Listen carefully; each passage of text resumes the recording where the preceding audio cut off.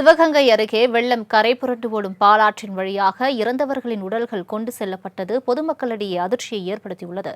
மேம்பாலம் இல்லாததால் தொடரும் அவலம் குறித்து இந்த செய்தி தொகுப்பில் பார்க்கலாம்.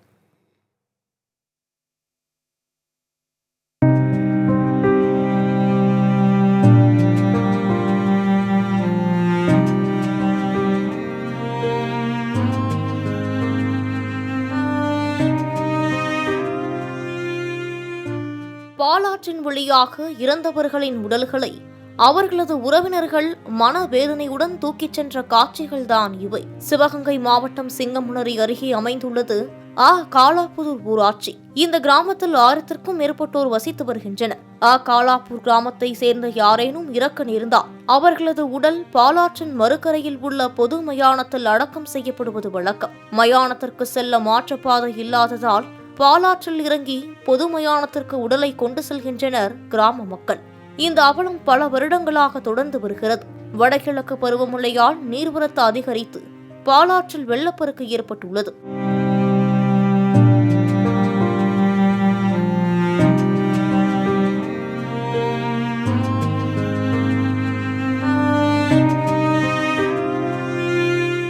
பாலாற்றில் தண்ணீர் ஆர்ப்பரித்து செல்லும் சமயத்தில் காலாப்பூர் கிராமத்தை சேர்ந்த 2 பேர் ஒரே நாளில் உயிரிழந்தனர்.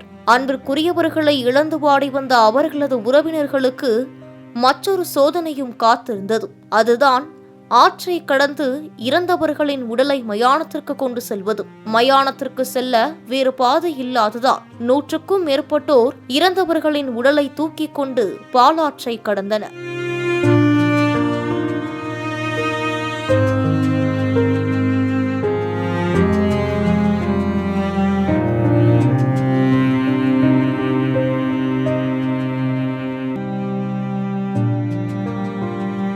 பருவமழை காலங்களில் உயிரை பணயம் வைத்து ஆற்றை கடந்து செல்வது குறித்து அரசு அதிகாரிகள் கவனத்திற்கு கொண்டு சென்றும் எதுவும் மாறவில்லை என்று கிராம மக்கள் புலம்புகின்றனர்.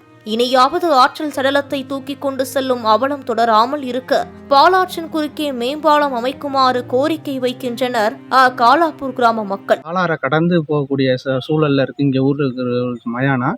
இந்த மயானத்துக்கு வெள்ள காலங்களில் இறப்பு ஏற்பட்டால் அந்த வெள்ள தண்ணிக்குள்ள இடுப்பளவு தண்ணிக்கு மேலதான் பாடியை கொண்டு போய் சேர்க்கிற மாதிரி இருக்கு. பக்கத்துல இருக்கவங்ககிட்ட அந்த மாதிரி கொண்டு போக முடியாத சூழ்நிலை பக்கத்துல இருக்க இடத்துக்காரங்க கேட்டால் அது விட மாட்டேங்கிறாங்க. அதனால அரசு கனிவுடன் பரிசீலித்து இந்த மயானத்துக்கு ஒரு பாலம் அமைச்சிருந்தா எங்கள் ஊருக்கு ரொம்ப நன்மையாக இருக்கும். ஒரே நாளில் 2 இறப்பாகி போச்சு. அந்த பாடியை 2 பாடியும் இங்கே கொண்டு போய் சேர்க்கறதுக்குள்ள உயிரை பணைய வச்சு ரொம்ப சிரமப்பட்டு கொண்டு போய் சேர்த்தோம். மாவட்ட நிர்வாகத்துக்கு பலமுறை இதை கனிவு பரிசீலனைக்கு கொண்டு போயிட்டோம். அவங்க இன்னும் அதை எடுக்கலை. வருங்காலங்களில் மாவட்ட நிர்வாகம் சரியாக நடவடிக்கை எடுத்து பாலம் அமைச்சு கொடுத்தா எங்கள் ஊருக்கு ரொம்ப நன்மையாக இருக்கும். மாலை முரசு செய்திகளுக்காக சிங்கமுனரியிலிருந்து செய்தியாளர் குருநமனவுடன் சந்துரு.